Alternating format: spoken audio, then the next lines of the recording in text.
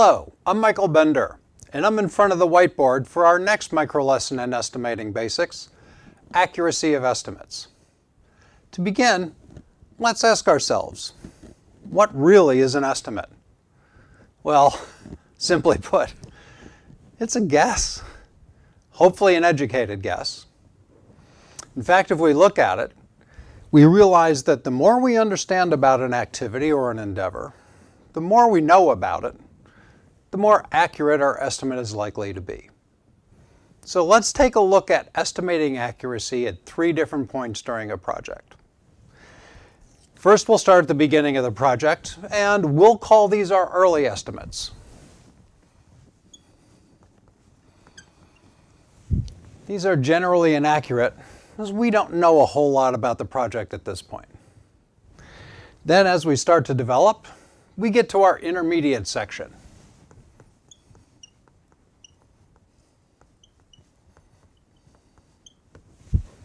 And then finally, as our project plan develops and as we really start to understand more about this project, we'll get to our late estimates.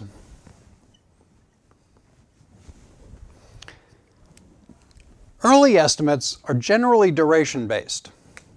If you think back to our first lesson, we separated the concept of effort-based estimates versus duration-based estimates.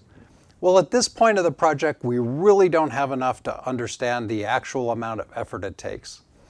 These are going to be pretty high level, so generally these are duration-based. Later on in the project, as we indicated in our other video, you're going to want effort-based estimates.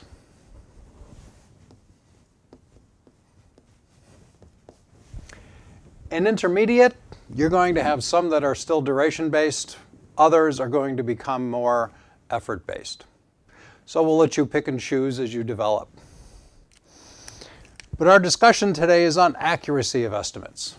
So, early on in the project, at the beginning, we really don't understand a lot about this project. So, how accurate do you expect our estimates to be? Well, they can be actually a pretty broad range. In fact, in project management, it is wise never to give a single number. In formal project management, we either give a range of estimates or we give a single number with a plus and minus percentage. To put this to scale, let's take a look at the number of unknowns we have about our project. At the beginning of the project, we have a lot of unknowns. We'll call that our unknowns.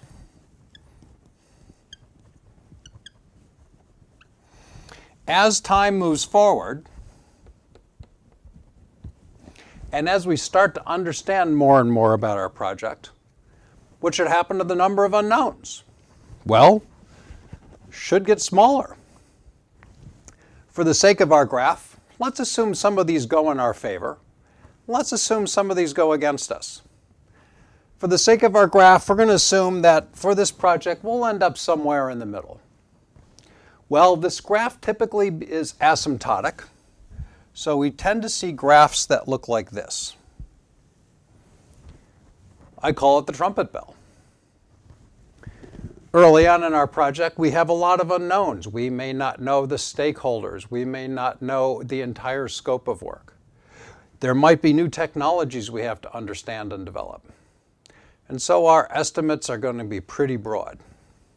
In fact, these are generally called rough order of magnitude estimates, or ROM estimates. And according to the Project Management Institute, these can be as low as minus 25% and as high as plus 75% from our base. Now, it's pretty obvious that that's a 100% ratio. I personally would have been fired if I ever gave an estimate that broad in a project. Typically on my projects, at the charter level, early on in the project, I was plus or minus 20, maybe plus or minus 25%.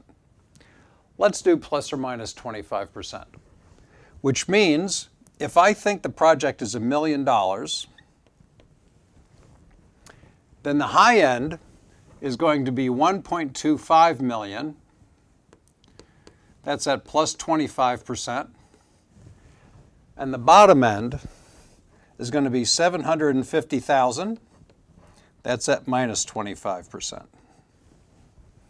That's still a pretty broad range, but most senior managers will be able to live with that particular range at the beginning. So we start developing our project. Well, at this point, a lot of the activities are known. We still have a lot that are unknown. We're starting to understand more and more about the project. What do I typically want to see in the middle of the project?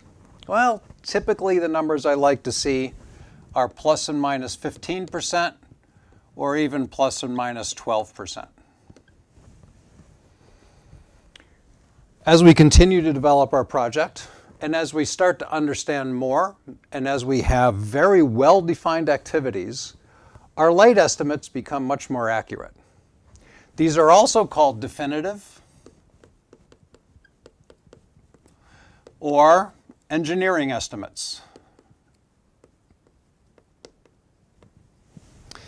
The Project Management Institute is looking for about minus 5 to plus 10%.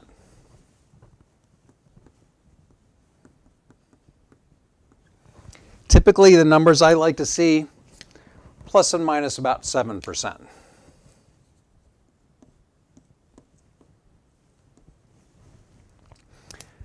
Now, that leaves us with a very interesting question. Obviously, projects are committed at the beginning, where there's a lot of unknowns and our estimates are pretty broad.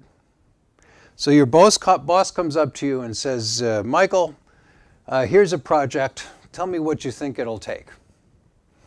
Well, I spend a couple days doing my homework, and I come up with $1 million plus or minus 25%. The question then becomes, what do I tell my boss? Well, if I'm in a very projectized organization, if my organization understands project management and understands ranges of estimates, I'll just tell them, I think it's $1 million plus or minus 25%. But I found a lot of senior managers really don't understand that, or will tend to misinterpret it. So what do? Do you give them the $1 million at risk that you're going to go over budget? Do you go to 1.25 million? That saves you from going over budget, but you're also allocating money you will probably never need. Personally, what I will start doing is start at the top, but as I start to work on the project, I will start to be able to bring it down. If the money has to be allocated, I will make my best stab at where I want it. For this project, I might go 1.1 million. That way, I'm still covering myself for risk, and I'm not over allocating the amount of money I need for my project. I hope this discussion has helped you understand a little bit more about the accuracy of estimates and how estimates are handled early on in the project. We look forward to seeing you on the next video.